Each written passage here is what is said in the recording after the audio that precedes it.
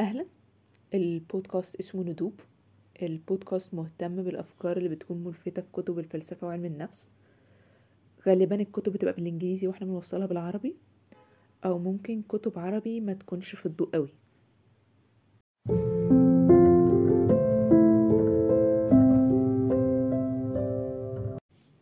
مساء الخير أو صباح الخير على حسب الوقت اللي بتسمعوا فيه البودكاست.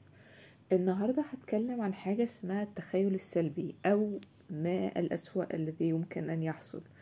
ده من كتاب اسمه دليل إلى حياة كريمة بتاع حد اسمه ويليام إيرفن.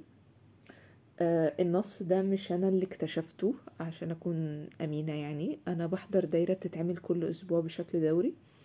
القائمين عليها بيختاروا زي نص، مقال أو فصل من كتاب، وبنحاول إن احنا نفهم الكاتب عايز يقول إيه، مش بنقول رأينا في النص إيه. فمنها أنا عرفت النص ده. أنا ما قريتش الكتاب كله، بس أنا قريت النص اللي هو توزع علينا زي ما بقولكوا في الدايرة اللي أنا بحضرها. والنص كان فصل من الكتاب وهو في غاية الجمال. هقول لكم النقط اللي استوقفتني في النص، وممكن ساعات بس في حاجات بخليها بالعامية عشان تبقى أوضح، وفي حاجات أنا بقتبس بالنص من الكتاب. وهقول لكم في نقط لو في حاجة بقولها بره النص هقول إن هي بره. طيب، ليه الواحد بيتأمل الحاجات الوحشة اللي ممكن تحصل في حياته عموما؟ ايه اللي يخلينا نتوقع مصيبة ممكن تحصل أو أيا كان؟ الإنسان بيعمل كده للسبب الأولاني عشان يمنع الحاجات دي إنها تحصل. بس خلينا واقعيين، مهما بذلنا من مجهود عشان نمنع الأشياء السيئة إنها تحصل، هو بعضها هيحصل برضو. طيب، طالما كده كده برضو في مصايب هتحصل، احنا كسبنا ايه لما نفكر فيها؟ طيب، لما احنا نفكر في المصايب قبل ما تحصل، ده هيقلل من تأثيرها علينا. المشاكل بتبقى وطئتها أصعب على اللي ما بيتوقعوش حاجة غير الحظ السعيد. في حد من الرواقيين، وانا هقول يعني ايه رواقيين، بيقول ان احنا لازم نفتكر ان سائر الاشياء اينما تكون هي اشياء فانية. يعني ايه رواقيين او يعني ايه رواقية؟ الرواقية دي مدرسة فكرية فلسفية، جاية من كلمة رواق، عشان هم الجنريشن او اوائل الرواقيين كانوا بيحضروا في مكان او بيتكلموا مع الناس، يعني في مكان زي رواق. تمام، مكان في الاسواق المفتوحة في اثينا، فهو ده الرواق كلمة عربية يعني. هو ده زي ممر موطئ او كده، هو ده المكان اللي هما كانوا بيحضروا فيه. هما ليهم فلسفة في العيش جميلة جدا، وهنكتشف منها جزء في النص ده. فأحد الرواقيين احنا قلنا كان بيقول ايه؟ ان سائر الاشياء اينما تكون هي اشياء فانية. لو ما ادركناش ده هنخضع لمصيبة ان هي لما تؤخذ منا الاشياء اللي نقدرها هنقع في مصيبة كبيرة. طيب، في سبب كمان يخلي التخيل السلبي او تخيل المشكلات، تخيل وقوع المصيبة، واحنا هنقول ان تخيل المشكلات او تخيل وقوع المصيبة عقلا لا عاطفة، ودي نقطة كويس يعني عاوزين نركز فيها كويس جدا. ان الكلام ده احنا بنتكلم ان هو التخيل السلبي ده، وهنتكلم عنه اكتر، ده بيحصل عقلا لا عاطفة. تمام. ايه تاني يخليني ان انا اعمل التخيل السلبي ده، او ان انا اتخيل ان مشكلة هتحصل وهي لسه ما حصلتش؟ عشان احنا كبشر مش سعداء، عشان احنا جشعين. وبعد ما بيجي لنا كل اللي احنا عايزينه بنروح فاقدين اهتمامنا بموضوع رغبتنا، وبعد كده يحصل حاجة نوع من الضجر. يعني مثلا نفسي في وظيفة معينة، جات لي الوظيفة، بقى مبسوط بقى وسعيد ومش عارفه ايه، بقى شويتين اللي هو ده العادي، ابتدي احس بالضجر والتعود. وردا على الضجر ده ببتدي اشكل رغبات جديده اكبر او مختلفه عن اللي انا فيه دايما. اللي انا عارفين الجمله بتاعت اللي هو the grass on the other، ان الحشائش على الناحيه التانية اخضر من الحشائش اللي عندي. هي نفس الفكره، ان دايما الحاجه اللي مش معايا هي الجميله، وانا اللي انا معايا متعود عليه. يعني مثلا لو انا جبت تلفزيون ابو شاشه عريضه اللي انا عشت طول عمري بحلم بيه، بتبسط وابقى سعيد ومش عارفه ايه. بعد كده بعد زمن معين ما بيبقاش عندي نفس السعادة والامتنان والشغف ان انا بقى عندي التلفزيون اللي انا عايش طول عمري بحلم بيه ده.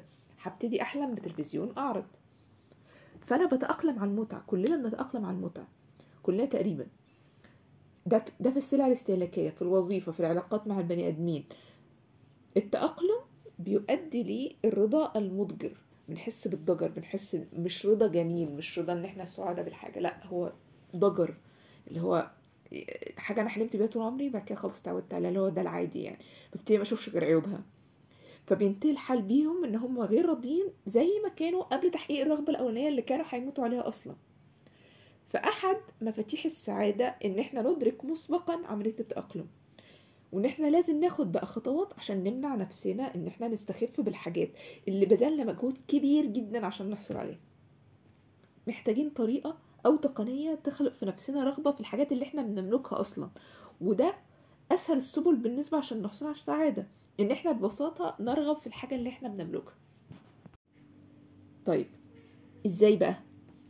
هنا يخش مفهوم التخيل السلبي زي ما وصفه الرواقيون. الرواقيون بيقولوا ان احنا نحاول نقضي وقت نتخيل فيه اننا فقدنا الاشياء اللي احنا بنقدرها. يعني مثلا واحد يتخيل ان مراته سابته، ان احنا فقدنا وظيفتنا. وبكرر تاني، ده بنعمله بالعقل مش بالعاطفة، وهنقول في الاخر ليه بالعقل مش بالعاطفة. طيب ازاي بقى التخيل السلبي ده بيشتغل؟ احنا لما نفكر ان كل ما نملكه معار من القدر الذي بوسعه أن يسترده من دون موافقتنا، بل من إشعار إشعار مسبق. تمام. المثال اللي استخدمه ماركوس أوريليوس، هو واحد من الرواقيون، في كتابه المشهور التأملات. هو اقتبس نصيحة من إيبكتيتوس، يا رب أكون بنطق اسمه صح. هو مثال قاسي شوية، بس زي ما قلت احنا من الموضوع ده احنا هنفكر فيه عقلا لا عاطفة. ولما نيجي نمارس التخيل السلبي، لو في الآخر اقتنعت ان التخيل السلبي دي حاجة كويسة، انت بتمارسه بعقلك مش بعواطفك. طيب المثال القاسي ايه؟ هتخيل ابين، كل اب عنده بنت. اب واحد بيتخيل موت بنته بكره. اب اتنين بيقول لا لا لا، ده مستحيل بعد الشر، لا انا بنتي هتفضل عايشه للابد ومش عارفه ايه. اب واحد اللي بيتخيل موت بنته ده هيكون حنين ويقظ اكتر من اب اتنين. كل يوم يعدي، يا دي لسه موجوده في حياتي، الحمد لله انا سعيد. هيبقى سعيد وممتن لكل المواقف والفرص اللي بيتفاعل بيها معاها. اب اتنين اللي فضل يقول لا مستحيل بعد الشر، مش عايزه اتخيل حاجه وحشه كده، مش هيتبسط من مجرد انه يشوفها الصبح. ده ممكن ما يرفعش عينه من على الجورنال حتى عشان يتاكد ان هي لسه في الاوضه. كله بكره بكره، ما هي كده كده هتفضل عايشه. تمام. ده مثال قاسي شويه للتخيل السلبي.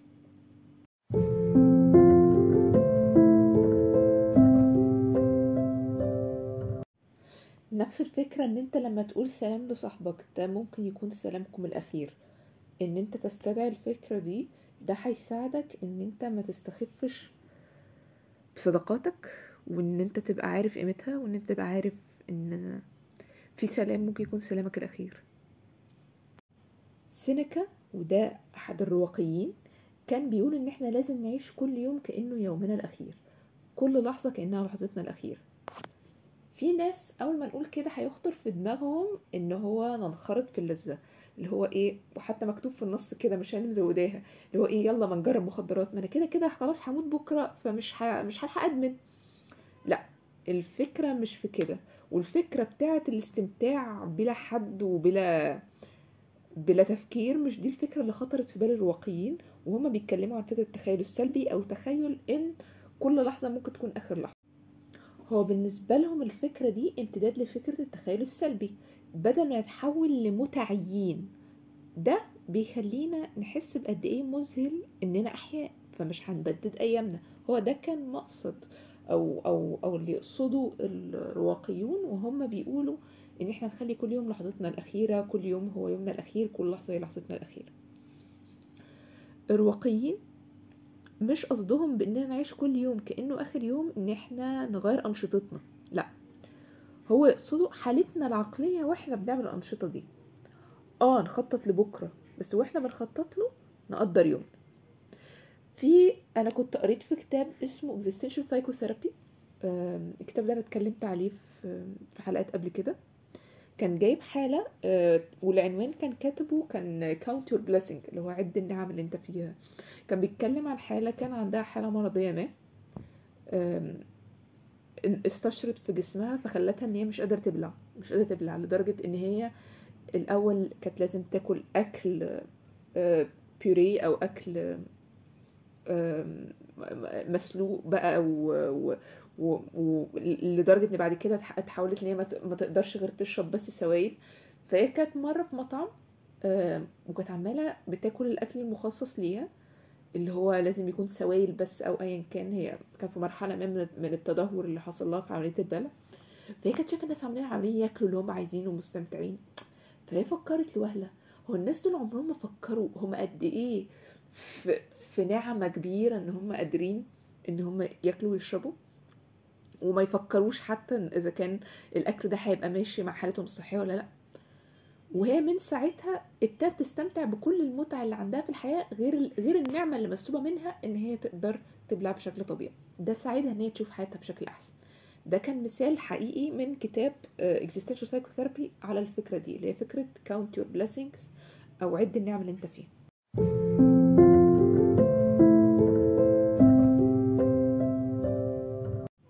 طيب احنا معظمنا عايشين الحلم ازاي؟ ان احنا بسبب تأقلمنا على المتع، اول ما نعيش حياة احلامنا اللي احنا عشنا طول عمرنا عشان نحققها، نبتدي نتأقلم عليها، وكان نستخف بالحياة دي، وكان نحلم بحاجة تانية اكبر، وننسى النعم اللي في ايدينا. التخيل السلبي بقى بيمنع المصير ده. طيب كما يبدو أن الرواقية دي موجهة لإنسان ثري أو عايش في نعمة من النعيم. طيب النص بيقول إن حتى الفقراء فقرهم ما يمنعهمش من تطبيق التخيل السلبي. مثلا في كوميك كان مشهور، كان بيجيب لك ولد قاعد على دكة، والولد ده شايف ولد قدامه ماشي لابس حذاء، والولد اللي على الدكة نفسه مش لابس حذاء، فراح يبص، فلو حاسس ان هو ايه ده، وانا ازاي عنده حذاء وانا لا او كده. بعد كده بيعدي واحد تاني رجليه مش موجودة أصلا، رجليه حصل لها بتر أو مبقتش موجودة، فبيحس بالنعمة اللي هي فيها. دي الفكرة، إن دايما في حد في حال أسوأ، وإن يصعب دايما تخيل فكرة إن مفيش حد في حال أسوأ.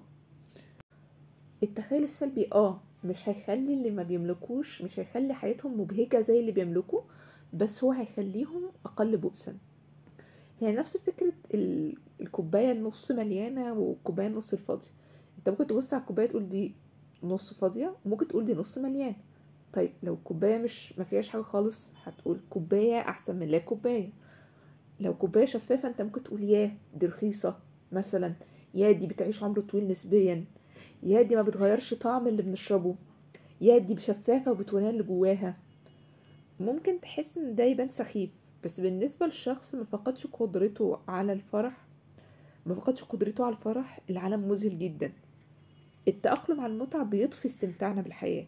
التخيل السلبي ترياق أو دواء قوي لمشكلة أو لأزمة التأقلم على المتعة. عشان كده الأطفال دايما مبسوطين، عشان هما بيستخفوش بحاجة.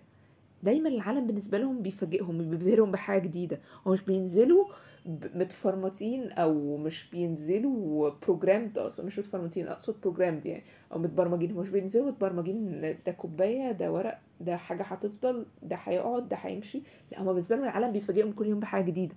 ودي نفس فكرة ان الطفل لما بتبقى شايفه ماشي مع اهله، الطفل عمال ينبهر كل مرة يشوف قطة، يفعل قطة مش عارفه ايه، كلب مش عارفه ايه، وبيبقى مبهور جدا، على عكس الكبار اللي اتعودوا. لما الاطفال دول بيكبروا بيبقوا مصابين بالملل وهم مراهقين. لما بيكبروا بقى بيبقوا بالغين، بيبقوا فخورين بعجزهم عن الابتهاج بالحاجات اللي هم بيملكوها او بالحاجات اللي حواليهم. طيب بعد كده النص بيقول ايه؟ بيقول لما تحصل كوارث طبيعيه مثلا، ده بيخرجهم عن ضجرهم الناجم عن التخمه والشبع. يعني مثلا حصل اعصار، حرب، مرض، كورونا اخر حاجه مثلا. في حاجات بتتاخد مننا في الكوارث دي، بس هما يعني اللي بيحصل ان هي الحاجات بتتاخد مننا في الكارثه اللي هتحصل، بس بنبقى حاسين وواعيين بجمال العالم. طيب يبقى الكوارث دي بتعمل تحولات فرديه، بس التحولات الفرديه اللي احدثتها الكارثه ليها عيوب. رقم واحد، في ناس اصلا حياتهم خاليه من الكوارث، حياتهم كئيبه، وان هم حياتهم خاليه من الكوارث ده كآبه. وانا هقول ليه، هقول جمله عجبتني جدا في النص ده. بيقول سوء حظ هؤلاء الأشخاص أن تكون حياتهم وبنحو انصار خالية من سوء الحظ. يعني إن واحد، وده فهمي أنا للنص، واحد عاش طول عمره ما حصلوش أي حاجة وحشة، ما فقدش حد، ما اترفضش، ما أخدش على دماغه. الشخص ده بيبقى باين جدا في وسط الناس اللي قده، بيبقى معروف ان الشخص ده عاش كل حياته منعم. حتى مش مقصودش منعم من شيء مادي يعني، او ان هو ممكن يكون عايش يبقى ابن حد غني جدا او كده، لا اقصد حد ما تعرضش فعلا نفسيا للصدمات اللي معظمنا بنتعرض لها. بيبقى باين في وسط الناس اللي قده، ويبقى الشخص في غاية السذاجة، وبيبقى من سوء حظه ان هو ما تعرضش لسوء الحظ. فالجملة دي كانت تحفة بالنسبة لي لما قريتها، وكانت جميلة جدا. طيب يبقى دي مشكلة الكوارث الأولى، إن مش كل الناس بيحصل لها كوارث. طيب إيه تاني مشكلة للكوارث؟ الكارثة هتغير حياتك، هتغير حياتك، بس ممكن تغير حياتك ومبقاش في وقت إن أنت تشوف التغير ده.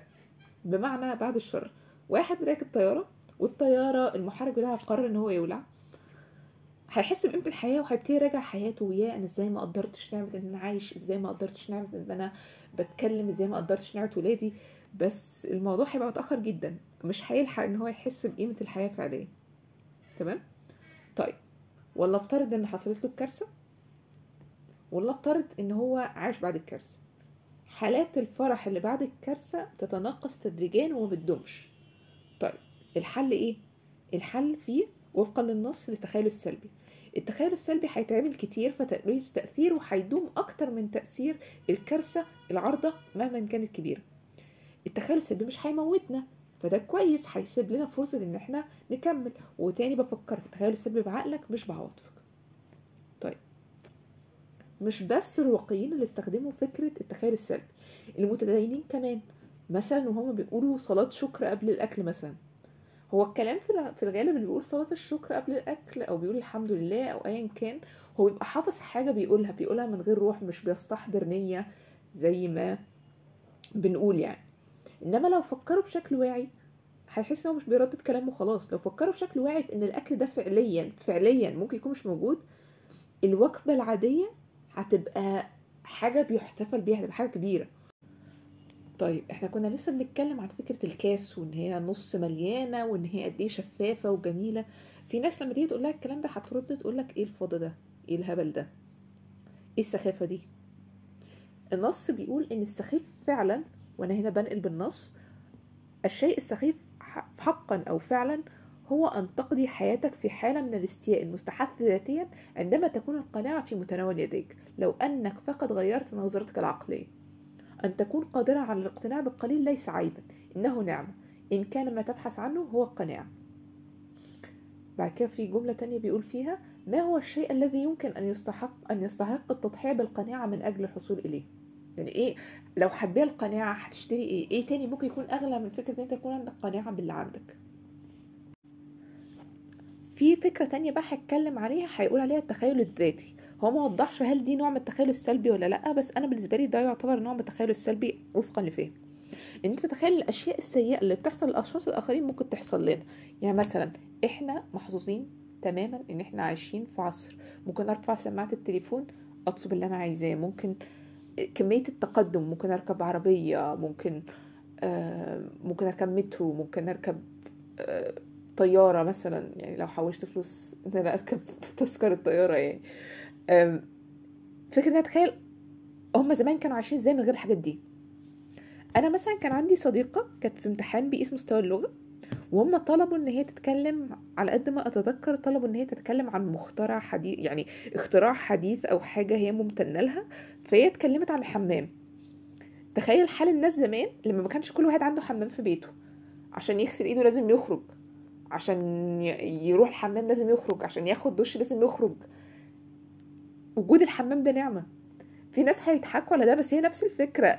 انت يعني ليه تقضي حياتك في حالة استياء مستحث لما تكون القناعة في متناول يديك، ولما تكون عندك نعم كبيرة انت مش مقدرها او شايفها ان هي حاجة سخيفة او بتاخدها زي ما بيقولوا فور جرانتد، او هو ده المفروض ان هي تكون عندي. لا، هي مش مفروض. في ناس عاشوا عمرهم كلهم ما عندهمش الحاجات دي.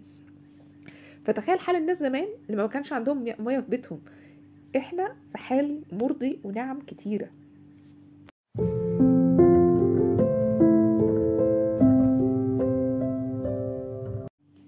طيب في حاجة كمان هو بيقول عليها التخيل الإسقاطي، وأنا برضو هعتبرها جزء من أنواع التخيل السلبي. طيب لو أنت ربنا فتحها عليك وعندك خادم والخادم كسر الكوباية بتاعتك، اسقط الموضوع على حد تاني. بمعنى تخيل الموقف ده حصل لحد من معارفك، خادمه كسر له الكوب بتاعه، أنت كنت هتقول إيه ساعتها؟ كنت هتقوله دي حتة كوباية يا راجل، كبر مخك. ده تخيل إسقاطي بيخلينا نقدر التفاهة النسبية للأشياء السلبية اللي بتحصل لنا، ونتيجة ده بنمنعها إن هي تفسد حياتنا وتفسد مزاجنا. طيب في اعتراضات على فكرة التخيل السلبي بكل اللي احنا اتكلمنا عليه دلوقتي. في ناس هيجوا يقولوا ايه، التخيل السلبي هيفكرك بمشاكل ومصايب فانت هتبقى انسان قلق. طيب ايه الرد على الاعتراض ده؟ اولا اللي بيستخدم التخيل السلبي مش بيفكر طول الوقت في المصايب، حاجة دورية ممكن على حسب هو حابب ازاي، مرات في الاسبوع مرات في اليوم، انما مش ال 24 ساعة. طيب وحاجة تانية احنا بنقول بيفكر، زي ما انا عمالة اقول طول النص لما احنا بنقول ده بنعمله بالعقل مش بالعاطفة. طيب وتأمل شيء سيء قد يحدث غير القلق، يعني ان احنا نتأمل شيء قد يحدث ده بنعمله بدون عواطف زي ما احنا قلنا غير القلق. طيب ده الاعتراض رقم 1.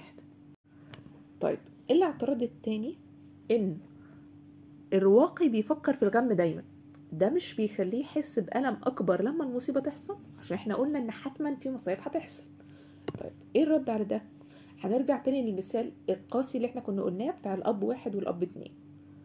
ولنفرض ان حصلت المصيبة وبنتهم توفت، الاتنين أب 1 وأب 2، الاتنين هيحزنوا. بس الأب 2 اللي هو قرر انه مش هيتخيل ان البنت وجودها مؤقت، الأب 1 كان متخيل ان ده ممكن يحصل، الأب 2 قرر ان ده شر مش هيفكر فيه. الاتنين هيحزنوا بس الأب 2 هيندم أكتر لأن هو استخف بوجود بنته، إنما الأب الأولاني قدرها واستغل كل الفرص إن هو يتعامل معاها، فاللي أكتر هيندم المفروض هو الأب 2. الرواقيين عارفين مراحل الحزن الدورية وإن ده جزء من الحالة الإنسانية، بس الأب التاني ما عندوش حاجة يتعزى بيها. التخيل السلبي بيساعدنا نقدر العالم. ماركوس أوريليوس أحد الرواقيين بيقول إن إحنا المفروض نقضي وقت نفكر إزاي هنشتاق لممتلكاتنا أو علاقاتنا بالبني آدمين لو فقدت، بس هو بيحذرنا إن إحنا نبتهج بده جدا لدرجة إن إحنا نتعلق بالحاجات جدا بحيث إن فقدانها يدمر راحة بالنا. دي حاجة بيحذرنا منها ماركوس أوريليوس. سينيكا اللي هو أحد الرواقيين بيقول نستمتع بالحياة بس ما نطورش حب مفرط ليها، إنك تكون مستعمل هبات القدر لا عبده، نستمتع باللي نملكه بدون أن نتشبث بيه. التخيل السلبي مش بس بيزود فرصنا إن احنا نختبر الفرح، لا كمان بيزود الفرص اللي تخلي الفرح ده ثابت ومستمر وإنه ينجو من التغيرات الحاصلة في ظروفنا. ويليام بيختم الفصل ده بفكرة مؤقتية العالم، ودي فكرة تستاهل إن احنا نتأملها. مؤقتية كل شيء في العالم، لما تعرف إن الحاجة دي ممكن متتكررش ده بيخليها شيء استثنائي للغاية. لو ما كانش الأجيال مؤقتين ما كانش زماننا احنا جينا. الأكل ما يكون أحلى أكل لما تحس إنه مؤقت وإن دي ممكن تكون آخر وجبة. المؤقتية بتسمح لنا إن احنا ما